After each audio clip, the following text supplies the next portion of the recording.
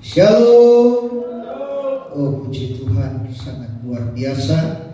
Saya percaya bahwa kita datang untuk Tuhan. Kita datang untuk memuji, memuliakan Tuhan. Jadi saya percaya bahwa hari ini kita mau meraih berkat-berkat iman, supaya ketika kita pulang kita akan beroleh kemenangan. Nah, puji Tuhan Bapak Ibu, mari seperti pada minggu kemarin ada yang bawa cermin. Haleluya. Jadi saya percaya bahwa di sini selalu menghadap cermin, bukan menghadap spion. Kalau menghadap kaca spion berarti melihat ke belakang, melihat banyak orang. Tapi kalau cermin, pandanglah diri kita sendiri. Nah, mari kita mau berkaca kepada firman Tuhan. Saya tidak panjang berbicara. Firman Tuhan yang saya ambil di sini dalam kitab Injil Yohanes pasal yang ke-15. Injil Yohanes pasal 15 ayat 1 hingga ayat yang ke-7. Dari Alkitab berikan judul atau dalam perikop ini dia katakan pokok anggur yang benar. Oke, kita akan baca bersama-sama. Dan jika tidak keberatan, saya ajak kita bangkit berdiri. Saya baca ayat pertama, Bapak Ibu ayat yang kedua, dan seterusnya. Ayat yang ke-7 kita akan baca sama-sama. Oke, Bapak Ibu sudah dapat? Amin. Betul? Haleluya. Oke, mari kita lihat ya saya baca ayat pertama, saudara baca ayat 2 dan seterusnya. Pokok anggur yang benar, akulah pokok anggur yang benar, dan Bapa pula pengusahanya. Padaku yang tidak berbuah dipotongnya, dan setiap ranting yang berbuah dibersihkannya, supaya ia lebih banyak berbuah. Kamu memang sudah bersih karena firman yang telah kukatakan, ya. Karena firman kukatakan kepadamu, ayat 4. Tinggallah di dalam aku dan aku di dalam kamu, sama seperti nanti tidak dapat berbuah dari dirinya sendiri, kalau ia tidak tinggal pada pokok anggur. Demikian juga kamu tidak berbuah, jikalau kamu tidak tinggal di dalam aku.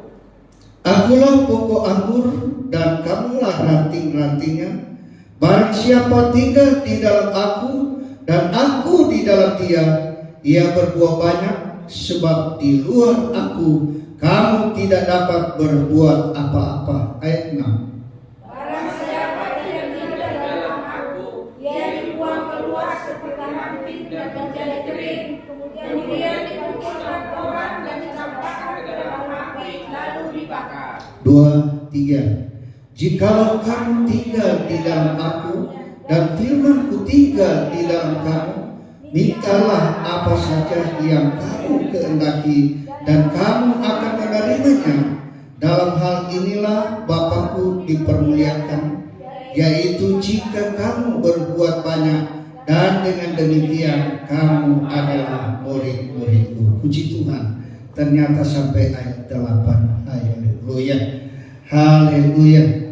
Nah, kekasih-kekasih dalam Yesus Kristus, firman Tuhan sangat begitu jelas bahwa firman Tuhan yang kita sudah baca di sini.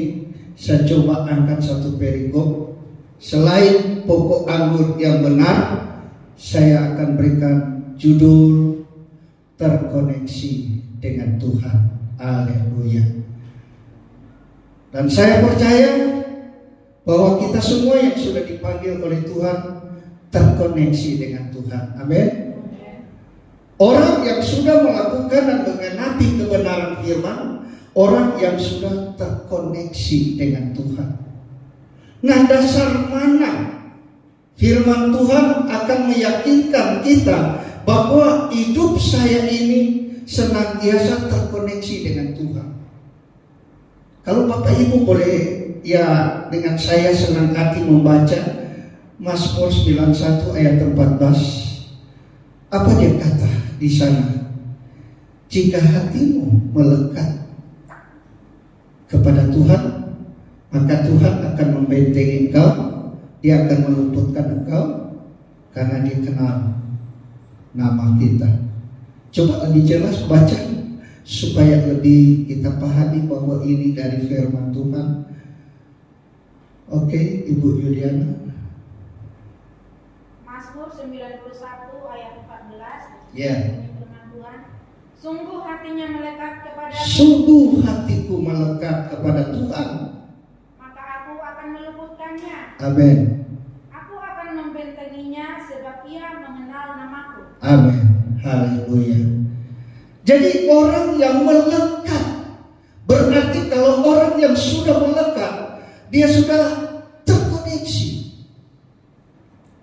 Jauh-jauh dalam perjalanan, saya pikir di Jakarta ini saya tidak punya saudara, tidak ada satu marga. Setelah berjalan begitu panjang hidup di kota Jakarta, ternyata ada juga marga Oro. Tetapi setelah recheck, wah, ini satu rumpun. Berarti kalau kita berkenalan, dia langsung bilang, oh nama saya, marga saya Tampu Bolo. Oh berarti tidak terkoneksi, iya kan? Tidak terkoneksi. Dari keluarga suami istri, boleh dikata keluarga Ororawis. Orang-orang yang terkoneksi dengan keluarga ini adalah bagiannya dari kedua pihak, dan yang lebih dekat adalah anak-anak. Nah, saya percaya kita ini adalah orang-orang yang sudah terkoneksi dengan Tuhan. Dalam firman Tuhan ini banyak berbicara tentang tinggal di dalam Dia. Amin.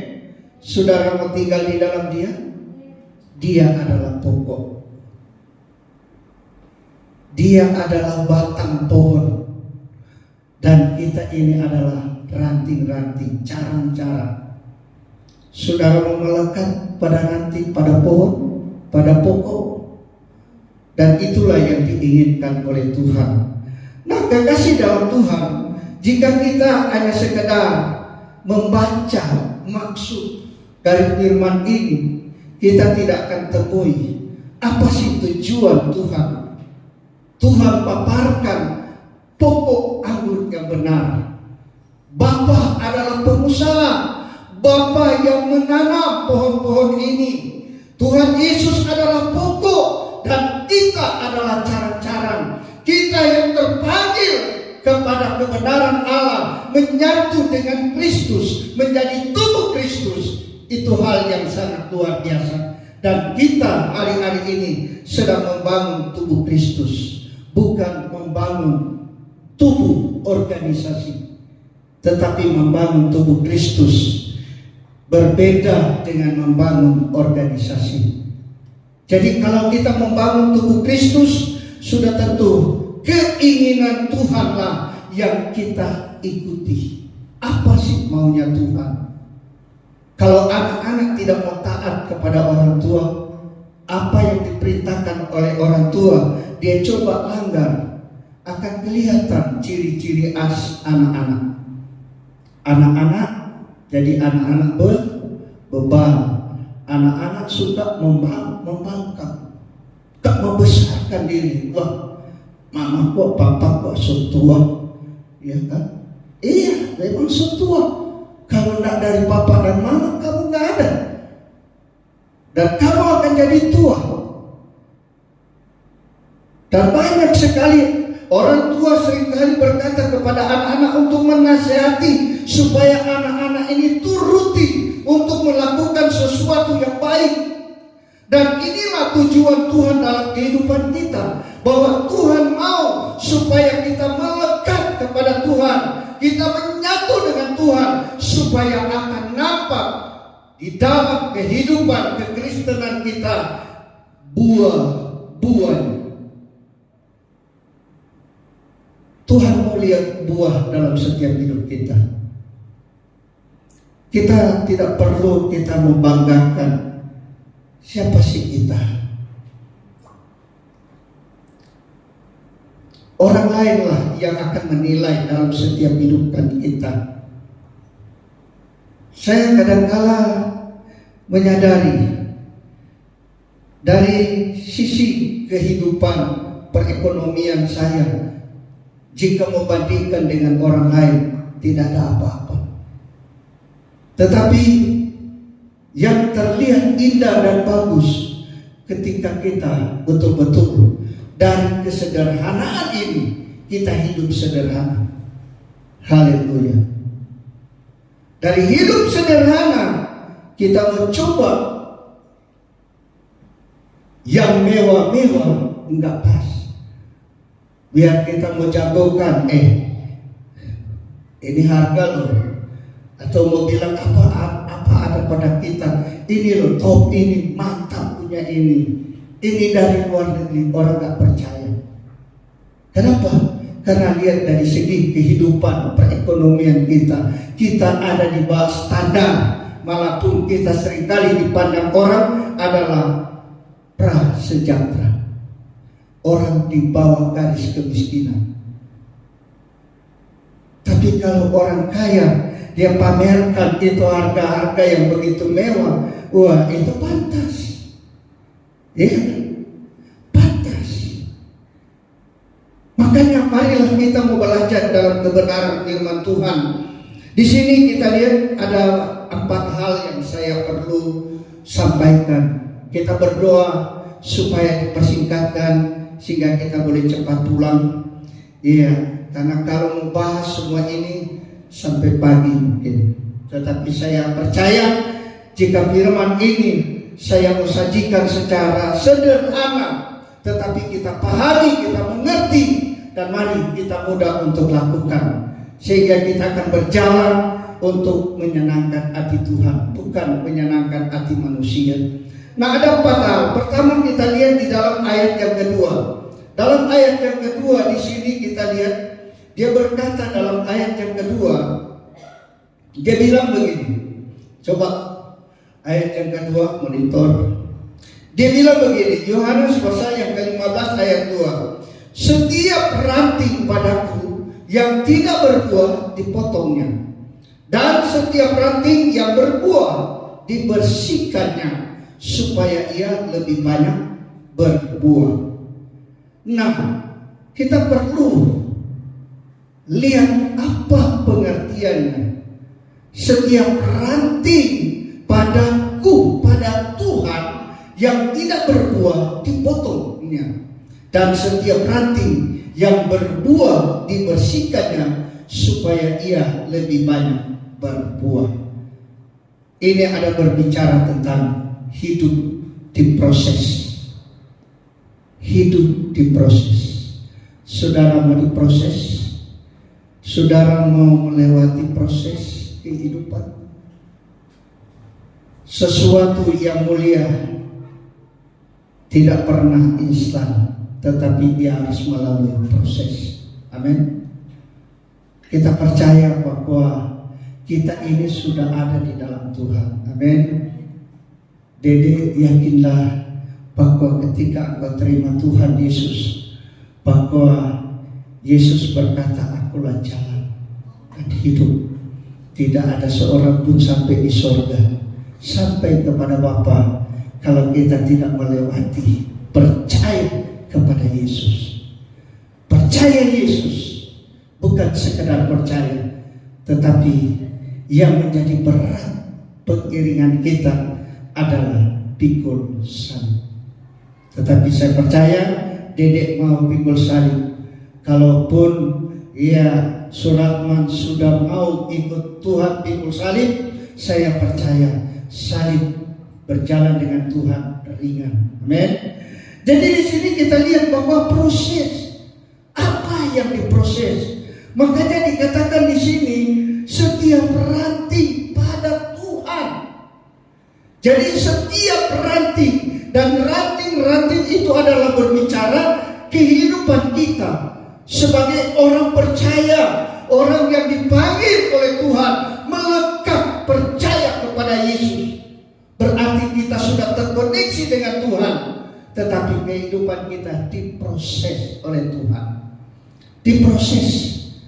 Yang tidak berbuah dipotong atau dibuang.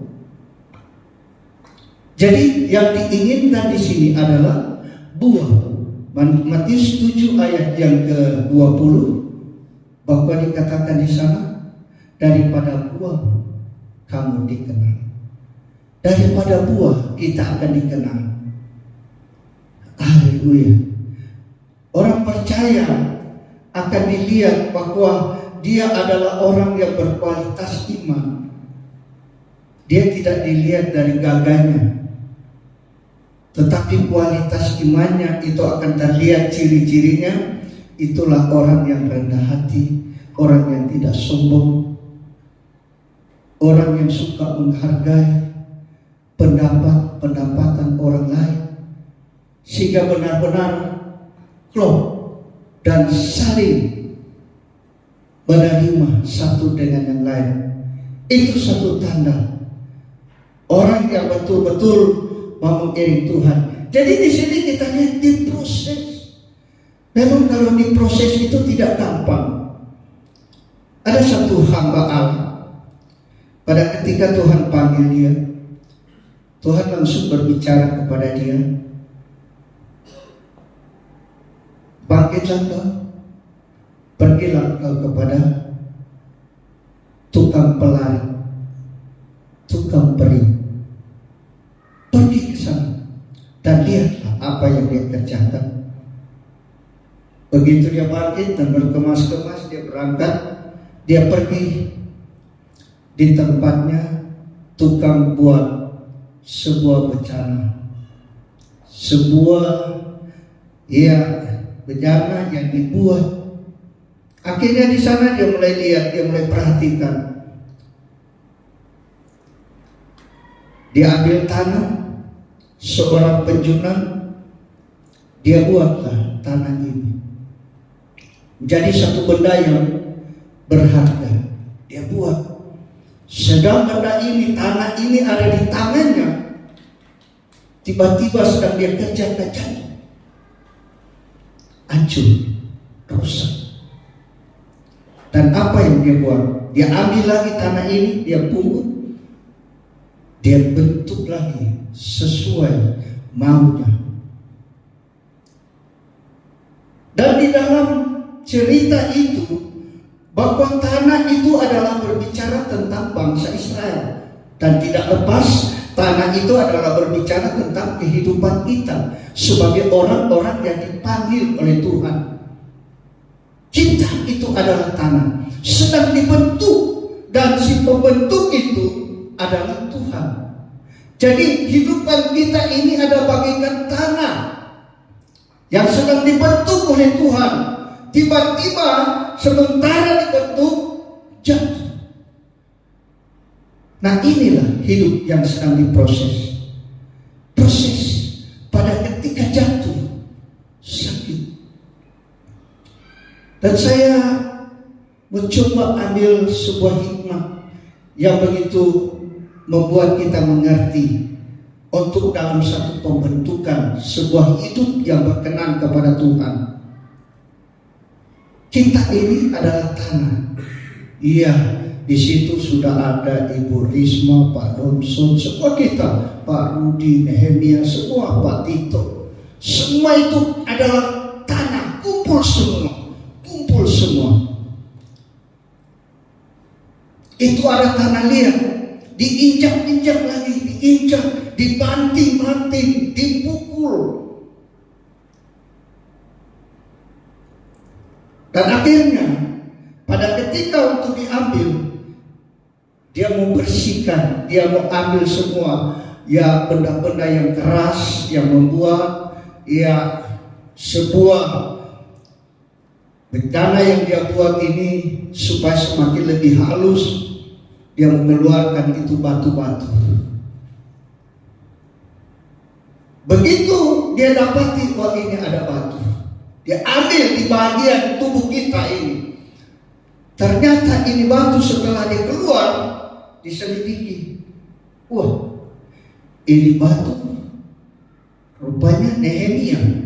Nah, ada apa Nehemia sampai dia keluar? Dicopot. Batu ini dilihat, wah ini Rudi. Ini dia ada apa? Jadi diseleksi. Kenapa dia sampai keluar, terlepas, terpotong, dibuang? Nah, ini kita perlu pahami, jangan-jangan kehidupan kita inilah yang akan nanti ketika sebagai ranting tidak mengeluarkan buah dan akhirnya dipotong. Bapak Ibu, kita dipotong ini dibuang dan sebentar kering akan dibakar. Dan apa yang sebetulnya yang perlu dipotong? Dalam Matius pasal 5, kalau kita lihat ayat yang ke-9, 29, Matius pasal 5 ayat 29, dia bilang begini, maka jika matamu yang kanan menyesatkan engkau, cutilah dan buanglah itu, karena lebih baik bagimu jika satu dari anggota tubuhmu binasa daripada tubuhmu dengan utuh dicampakkan ke dalam neraka. Ini berbicara tentang mata. Jika mata kita berbuat kesalahan, Alkitab bilang cungkil. Kalau ikut ayat pokok, dia bilang dipotong, dibuang. Cacat enggak? Cacat apa enggak? Cacat. Tapi itu disukai Tuhan. Daripada utuh, Tuhan enggak mau. Jadi satu yang rusak harus dikeluarkan. Jangan biarkan satu itu yang tinggal, yang sudah rusak, dibiarkan dia. Akhirnya semua jadi rusak di mata Tuhan. Makanya mata yang rusak ini dicungkil, dibuang, berarti mata yang tidak berharga. Nah, inilah yang Tuhan inginkan dalam hidup kita. Ada satu cerita yang begitu luar biasa dalam Kejadian 16 ayat 4 sampai ayat yang ke-5. Pada ketika Tuhan berjanji kepada Abraham dan Sarah, Tuhan berjanji untuk mereka akan memperoleh seorang anak. Tetapi mereka menantikan terlalu lama. Mungkin ini kedua suami istri nggak sabar, gak datang-datang. Akhirnya si istrinya Sarah dibilang ke Abraham, saya punya hamba, saya punya pembantu. Ambillah pembantu itu. Dan akhirnya apa yang terjadi? Abraham ambil, dan sudah itu si Agar mengandung. Setelah dia mengandung, dia mulai memandang rendah nyonyanya. Nah, ini perlu dipangkas. Mata yang memandang rendah. Haleluya. Nah, ini sangat berbahaya sekali. Mungkin kita tidak lihat, hanya Tuhanlah yang dapat melihat sikap kehidupan setiap orang-orang percaya. Bahwa ini Agar ini yang pada ketika dia mengandung, dia bangga. Dari Abraham saya mendapatkan keturunannya Abraham. Akhirnya dia mulai anggap rendah, memandang rendah nyonyanya, wah dia adalah seorang wanita yang mandul, ya tidak bisa menghasilkan keturunan, dan lain-lain. Dia mulai memandang, dan akhirnya dia mulai sepelekan. Dia sebagai seorang pembantu, sebagai seorang hamba, dia sudah tidak mau taat lagi kepada tuannya. Dia sudah menganggap rendah. Haleluya. Nah, ini terkadang tanpa kita sadari sering terjadi dalam setiap hidup kita. Dan apa yang terjadi dalam kehidupan Agar pada ketika Agar melahirkan anaknya yang bernama, siapa tahu? Namanya Ismail. Namanya Ismail. Setelah mereka sudah ada, akhirnya disuruh menyingkir, dibuang dari tengah-tengah keluarga Abraham, dibuang. Jadi ini kita lihat bahwa ranting-ranting yang tidak mengeluarkan buah dibuang, dipotong.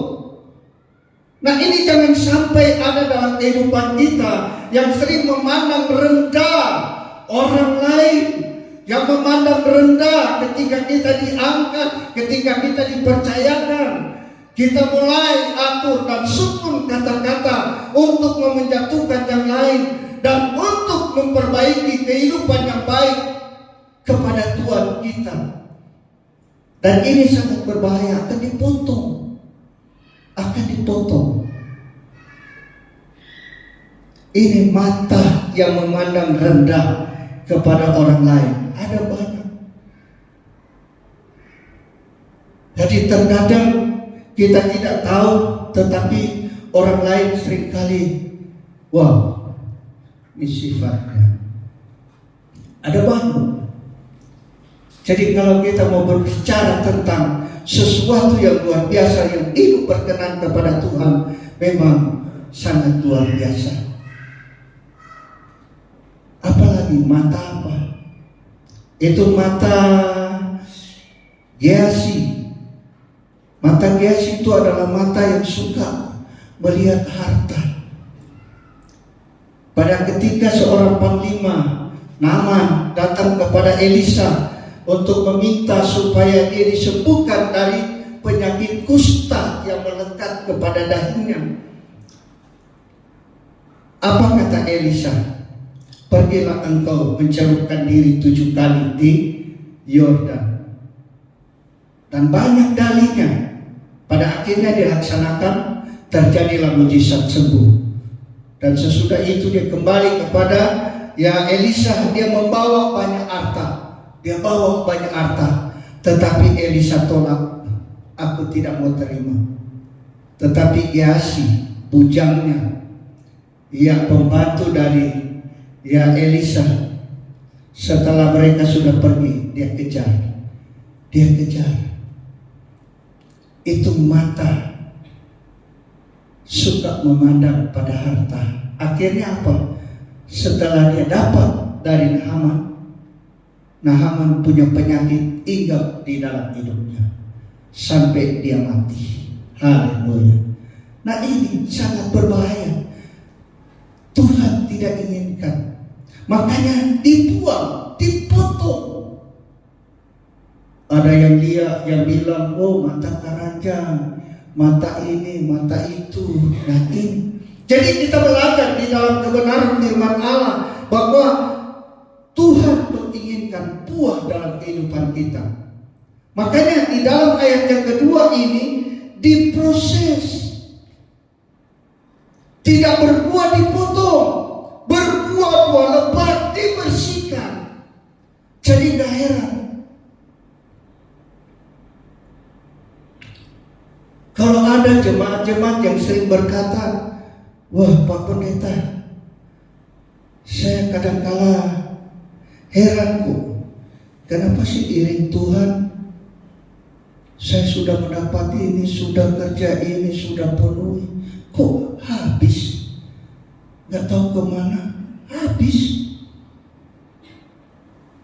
Nah, itu kita harus koreksi diri. Kenapa kadang-kadang kita tidak nikmati? Bertahun-tahun kita kejar pekerjaan, kita utamakan pekerjaan, cari, kita dapatkan, terpenuhi. tapi tiba-tiba hujan hanya setengah hari, dia hapus semua, habis dibawa anu. Makanya untuk memberi hidup kepada Tuhan itu memang perlu kita memiliki kesabaran. Haleluya. Saudara butuh sabar? Saudara mau sabar? Saudara kalau mau keluar, mau sabar itu bukan nanti dari Tuhan, tapi dari diri kita sendiri. Sabar. Kadang-kadang Tuhan, berikanlah Tuhan kesabaran saya terhadap anak-anak. Waduh, anak-anak semakin lebih bebal Tuhan. Sakit kepala Tuhan. Karena ada 2 anak yang bebal. Saya mau belajar minta supaya saya sabar. Tuhan kasih 4-5 anak ini jadi orang bebal semua. Tuhan, kenapa begini? Nah, kan kau minta sabar. Jadi di sini ujian, mau uji sejauh mana kita mau sabar. Jadi dari diri kita. Ada yang sering kali kolesterol di sini, ada. Ada yang sering ada yang dapat kolesterol, ada. Dia berdoa, Tuhan, tolong Tuhan, biarlah Tuhan berikan kami roh penguasaan diri, supaya saya tidak lagi makan itu daging-daging B2. Jauhkan B2. Dia berdoa minta begitu. Tiba-tiba semakin lebih banyak toko-toko B2 dijual, malah semakin lebih dekat di rumahnya. Dijual B2. Dia mulai kesal, Tuhan, ngapain saya minta? Malah ini semakin lebih banyak. Dan ini menguji sampai di mana dia punya penguasaan diri, supaya dia tidak kolesterol.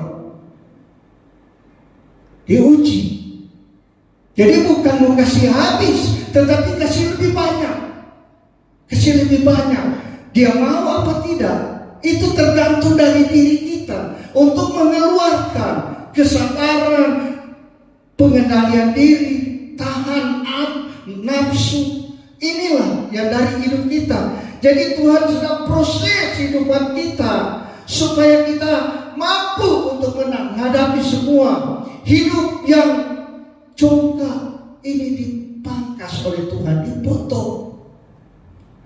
Saya tidak pernah tahu di rumah-rumah tangga Bapak Ibu, dari istri ke suami, dari orang tua ke anak-anak, adakah hidup arogan, angkuh, sombong di dalamnya? Tetapi pagi ini Tuhan berbicara, jika itu ada di dalam hidup engkau sebagai ranting-ranting yang melekat pada pokok, itu akan dipangkas, akan dipotong, akan dibuang.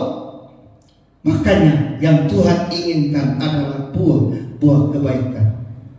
Buah kebaikan yang harus kita miliki dalam kehidupan kita, supaya kelak dalam perjuangan kita di hari-hari ini tidak akan menjadi sia-sia.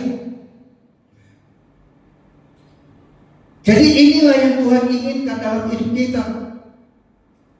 Tuhan tak mau supaya kita ini akan terbuang.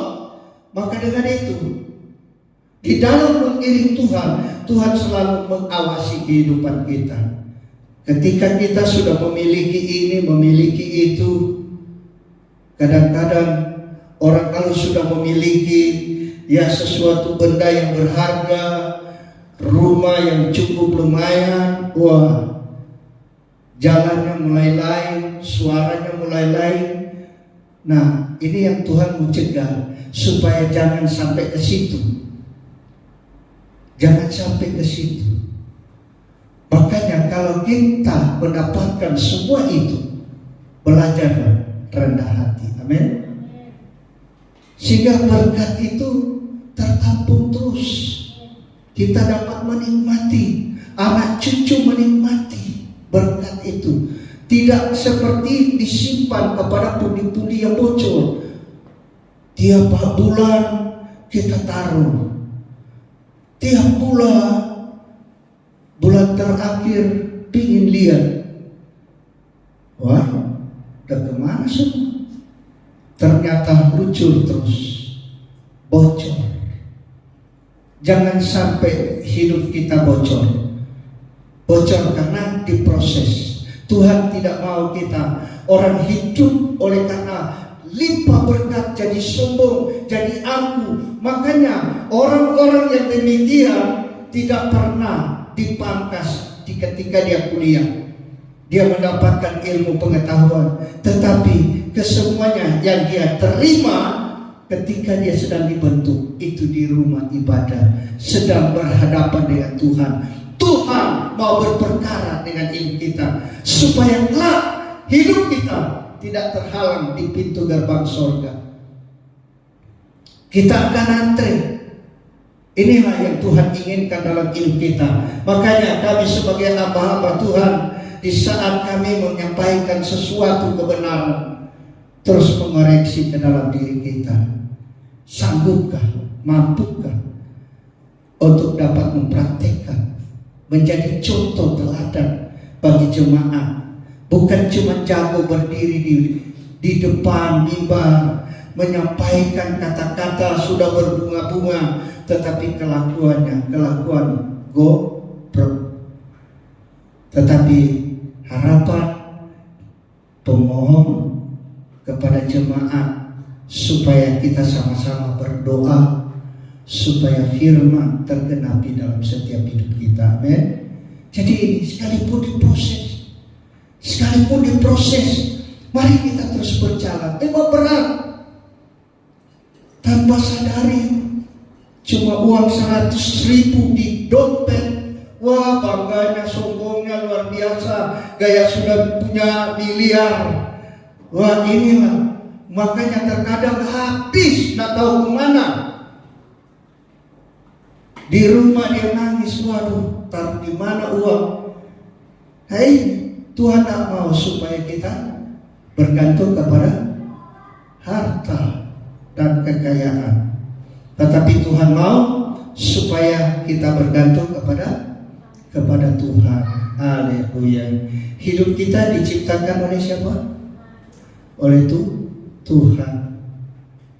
Jadi kalau kita tidak bergantung kepada Tuhan, mati. Haleluya.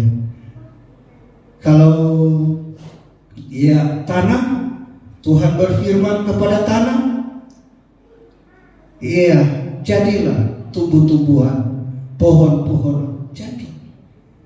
Tapi kalau pohon dicabut dari tanah, diangkat, dibiarkan, pohon pasti mati. Nah, air, Tuhan berfirman kepada air, jadilah ikan. Maka jadilah ikan. Banyak ikan yang berkeliapan di sana. Kalau ikan diangkat dari air, mati. Makanya ikan bergantung kepada air, pohon bergantung kepada tanah, dan kita bergantung kepada, jangan bergantung kepada harta, pasti akan habis ludes. Makanya Tuhan inginkan supaya kita sebagai orang percaya betul-betul berjalan sesuai dengan kehendaknya Tuhan.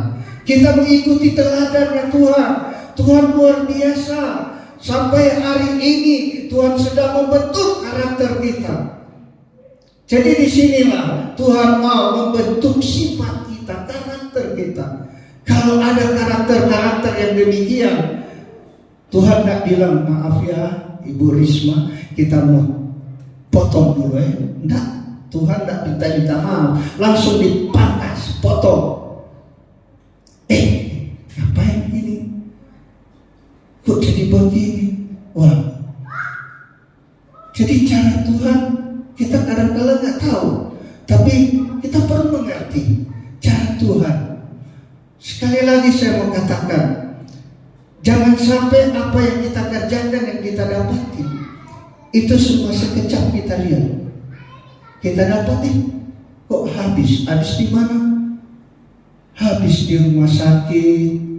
Toh habis di mana? Ya, marilah kita mau jaga baik-baik itu hati. Jaga baik-baik itu hati. Taruhkan firman di hati kita, supaya hati ini tidak terus kemana-mana tujuan maunya. Makanya di sini kita lihat bagian yang kedua, yang ayat yang kedua ini, hidup kita diproses. Ketika sudah kelihatan baik, sudah nampak buah, wah, jemaat sudah rajin bergereja. Tapi seringkali dengar khotbah, kok Bapak Ibu Gembala kok khotbah terlalu menyindir. Itu bukan menyindir, tapi membersihkan. Bersihkan itu bukan main kalau mau bersihkan, supaya itu buah tidak jatuh.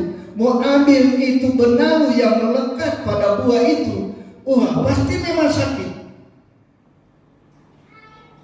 Jadi inilah cara Tuhan dalam hidup kita, supaya kita pahami, kok kenapa cara khotbah begini, kok kenapa cara pemberitaan firman begini. Nah, ini cara Tuhan untuk membentuk, memproses hidup iman kita, untuk memangkas, memotong sifat karakter kita. Ini karakter, supaya kita benar-benar menjadi ranting-ranting yang berbuah, buah lebat. Bagian yang kedua di dalam ayat yang keempat, ayat yang keempat, ayat yang ketiga dan ayat yang keempat, dia bilang begini, kamu memang sudah bersih karena firman yang telah kukatakan kepadamu. Tinggallah di dalam aku dan aku di dalam kamu. Sama seperti ranting tidak dapat berbuah dari dirinya sendiri kalau ia tidak tinggal pada pokok anggur. Demikian juga kamu tidak berbuah jika kamu tidak tinggal di dalam aku. Nah, dalam ayat yang bagian yang kedua, ayat yang ketiga dan ayat yang keempat, ini ada berbicara tentang penyatuan. Penyatuan. Dari penyatuan ini akan terjadi pertukaran pikiran. Haleluya. Sehingga apa yang terjadi? Perasaan kita ini akan menjadi perasaan yang lega. Amin. Coba kita bermusuhan, bisakah menyatu pemikiran kita? Tidak bisa. Tapi yang Tuhan inginkan menyatu. Menyatu. Coba kita menyatu. Kembali kepada Mazmur 133. Kalau kita orang percaya duduk rukun dan damai, tidak usah susah-susah Bapak Ibu. Kesanalah Tuhan perintahkan berkat. Yang Tuhan inginkan adalah penyatuan. Kita mau menyatu? Menyatulah kita sebagai tubuh Kristus. Padahal kita kan dari gereja sama, siapa bilang? Iya. Jadi penyatuan itu tanpa ada alasan apapun. Kita dipanggil oleh Tuhan untuk menyatu, supaya ketika ada penyatuan ini, maka dengan penyatuan ini Tuhan mentabiskan. Dalam arti kita akan menyatu dengan Tuhan, kita disempurnakan. Oh, itu hal yang luar biasa. Makanya menyatu, penyatuan. Sebab itu dikatakan ayat yang keempat, tinggallah di dalam aku dan aku di dalam kamu. Sama seperti ranting tidak dapat berbuah dari dirinya sendiri kalau ia tidak tinggal pada pokok anggur. Amen. Jadi tinggallah di dalam Dia, tinggal di dalam Tuhan. Jadilah sifat karaktermu, karakter rohani yang berkualitas.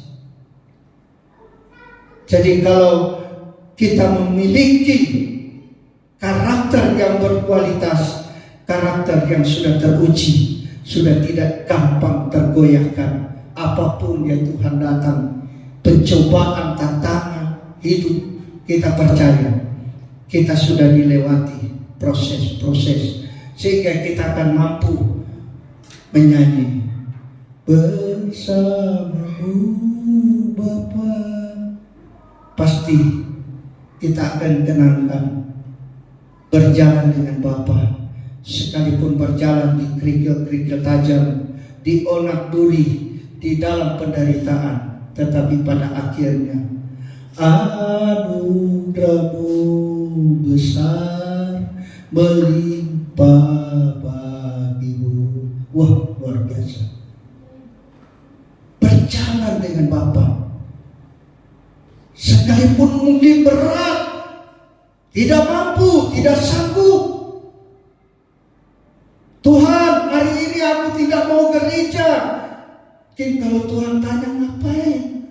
Wah, dia lagi Tuhan, dia lagi. Waduh. Tumpas, potong dulu, pangkas dulu tuhi hati. Karena hati menghambat, perasaan potong. Supaya tidak akan bisa menghambat, kita kadang-kala ngomong A, jalannya B, tidak seiring, tidak sejalan. Kenapa? Sekali Kristus, tetap Kristus, tetapi temui proses, tunggu dulu Tuhan. Haleluya. Tetapi mari, bagian yang kedua, Tuhan inginkan kita supaya ada penyatuan. Mari, gereja mau supaya kita bersatu. Ketika kita bersatu, terjadi pertukaran pikiran. Terjadilah pertukaran pikiran, penyatuan pikiran, sehingga perasaan menjadi perasaan yang lega. Haleluya. Pemain musik kalau tidak tidak ada penyatuan, tidak akan jadi simfoninya yang luar biasa. Apalagi itu dia bilang sepakat, sesimponi. Wah, itu penyatuan yang dibutuhkan, sehingga betul-betul kita sepikir, seperasaan, seperkataan di dalam kita mengiring melayani Tuhan. Kalau kita mau berkata, mari kita sukseskan Paskah. Oke, haleluya. Satukan hati kita, satukan pikiran kita. Penyatuan ini kita akan mensukseskan. Makanya saya terus lebih menyaringkan doa saya kepada Tuhan. Tuhan, berkaryalah dalam kesatuan gereja Gerah Kurnia ini, supaya benar-benar apa yang pernah kita perlihatkan dan diangkat jempol oleh yang lain-lain, biar itu tetap dipertahankan. Jangan sampai luntur. Walaupun masuk 2024 ini, ya kegoncangannya bagian musik sepertinya sudah tidak ada keseimbangan, tetapi kita punya iman. Makanya saya terus berdoa, Tuhan, kuatkanlah hati Tito sebagai koordinator musik, supaya setiap hari Minggu tidak kehilangan pemain musik. Haleluya. Ini yang Tuhan inginkan, kesatuan hati. Mari kita sukseskan semua. Mari kita sepakat, sepikir di dalam kita memperjuangkan, mempertahankan kebenaran firman Allah, bukan mempertahankan kehebatan saya, pinternya saya, bukan mempertahankan gerejanya yang baik dan bagus, tetapi mari kita mempertahankan kualitas kebenaran Allah yang selalu datang dalam setiap hidup kita. Bagian yang ketiga, ayat yang kelima. Bagian yang ketiga, ayat 5, dia bilang begini: Akulah pokok anggur dan kamulah ranting-ranting. Barang siapa tinggal di dalam aku dan aku di dalam dia, ia berbuah banyak. Sebab di luar aku kamu tidak dapat berbuat apa-apa.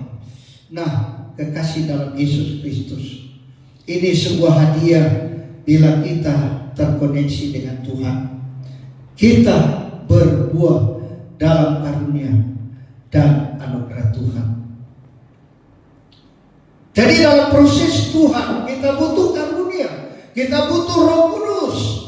Orang hidup di dalam proses, jika tidak ada Roh Kudus dalam hidupnya, dia pasti akan angkat tangan, angkat kaki, angkat badan. Dia akan lari. Tetapi saya percaya gereja Tuhan, orang percaya yang ada di Geraha Kurnia, yakin dia telah dipenuhi oleh Roh Kudus. Pada ketika dia percaya, maka Roh Kuduslah yang akan membuat dia kuat. Roh Kuduslah yang akan membuat dia bertahan. Roh Kuduslah akan membuat dia semakin pekat terhadap langkah-langkah kehidupan ke depan. Jadi di sini kita lihat orang yang berkoneksi dengan Tuhan, yang terkoneksi dengan Tuhan, dia diberi buah, dia berbuah.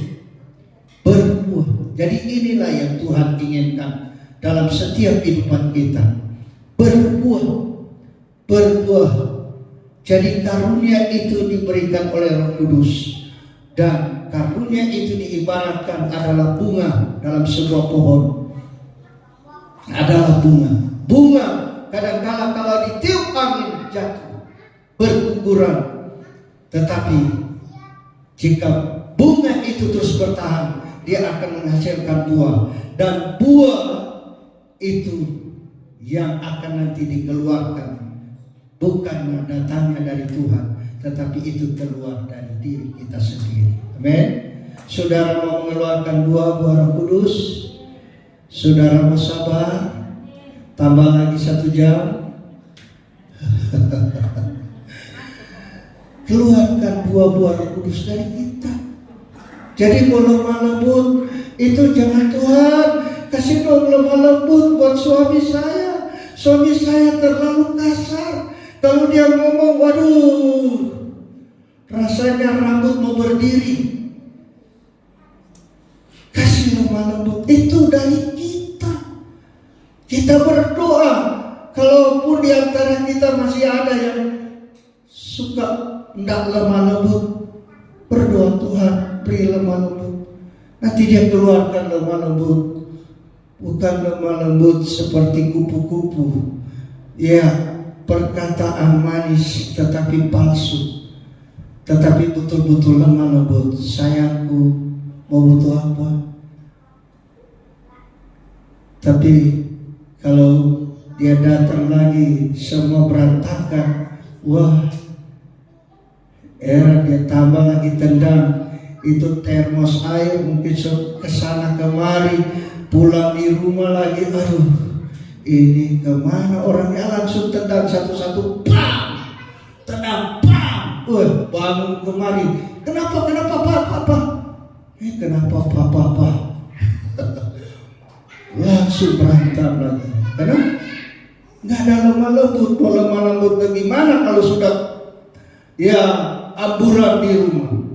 Tapi marilah kita menciptakan sesuatu yang baik. Saya percaya kehidupan rumah tangga adalah satu wadah yang diciptakan Tuhan, supaya benar-benar saling memahami apa maunya Tuhan dalam kehidupan. Sebagai seorang suami, dia harus melindungi, mengasihi. Apa fungsinya seorang istri di tengah-tengah kehidupan rumah tangga? Harus tunduk, tidak tanduk, iya kan? Ya, tidak sering tanduk. Haleluya. Tapi kita harus belajar supaya benar-benar kita mendapatkan anugerah yang luar biasa dari Tuhan. Baru yang terakhir, ayat yang ke-7. Dia katakan begini, jikalau kamu tinggal di dalam aku dan firman-Ku tinggal di dalam kamu, minta apa saja yang kamu kehendaki dan kamu akan menerimanya. Haleluya. Ada doa yang dijawab oleh Tuhan. Saudara mau dijawab doa-doa? Amin.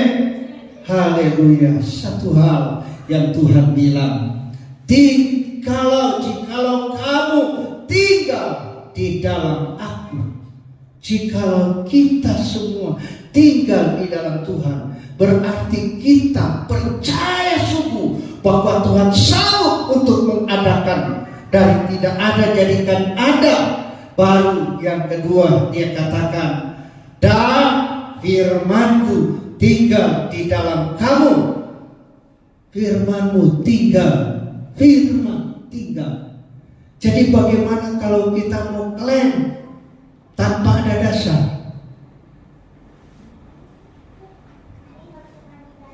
Tuhan mau berkati orang yang mengandalkan Tuhan, tapi kita nggak ada dasar, nggak ada dia firman dalam hidup kita. Jadi kalau kita tidak menguasai firman sebagai orang percaya, apa yang kita meminta? Makanya orang percaya jangan cuma tahu Kejadian, Keluaran, Imamat, Bilangan, Matius, Markus, Lukas sampai Wahyu. Nah itu tapi isinya, saya percaya kita sudah melihat sudah sampai Kisah Rasul-Rasul, ada sampai Roma, belum ada ya. Jadi pembaca Alkitab, mari renungkan firman Tuhan. Saya terlalu yakin sekali, saya suka lihat terus pembaca, dan ada remanya Ibu Yuliana, saya suka sekali itu remanya. Makanya karena rema itu saya ambil, pungut, saya makan. Saya bilang luar biasa ini, sungguh luar biasa. Jadi mari kita taruh firman supaya inilah doa kita dijawab oleh Tuhan. Apa yang kita meminta? Makanya kalau kita tidak percaya dan firman tidak ada, jangan harap apa kita berdoa. Apalagi doa orang sakit influenza, bukan mau sembuh, tetambah di influenza.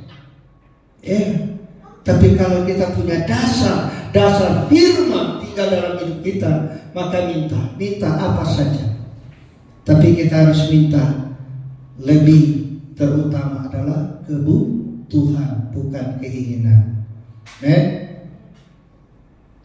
Jadi kalau kita meminta Tuhan kirim mobil, oke Tuhan kirim, Tuhan bilang sudah pada garasi.